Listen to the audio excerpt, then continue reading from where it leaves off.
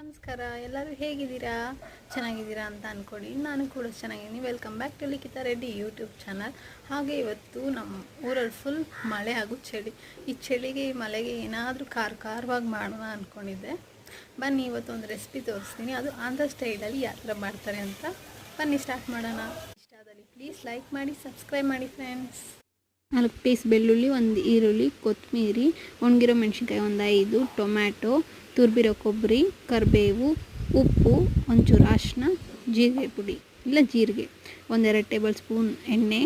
ಆಮೇಲೆ ಈರುಳ್ಳಿ, ಒಣಗಿರೋ ಮೆಣಸಿನ್ಕಾಯಿ, ಕಟ್ ಮಾಡಿರೋ ಟೊಮೆಟೊ ಫುಲ್ ಡೀಪಾಗಿ ಫ್ರೈ ಮಾಡಬೇಕು. ಫ್ರೈ ಮಾಡಿದ್ಮೇಲೆ ಜಾರ್ಗೆ ಹಾಕಿ ಒಂಚೂರು ಕೊತ್ತಂಬರಿ ಹಾಕಿ ಜಾರ್ಗೆ ಹಾಕಿ ಒಂಚೂರು ಹುಣಸೆಹಣ್ಣು ಹಾಕ್ಬಿಟ್ಟು ರುಬ್ಬಿದ್ಮೇಲೆ ಪ್ಯಾನಲ್ಲಿ ಒಂಚೂರು ಎಣ್ಣೆ ಹಾಕಿ ಸಾಸಿವೆ, ಜೀರಿಗೆ, ಒಂಚೂರು ಈರುಳ್ಳಿ, ರುಬ್ಬಿರೋ ಮಿಶ್ರಣ, ಕೊತ್ತಂಬರಿ, ರುಚಿಗೆ ತಕ್ಕಷ್ಟು ಉಪ್ಪು. ಡನ್.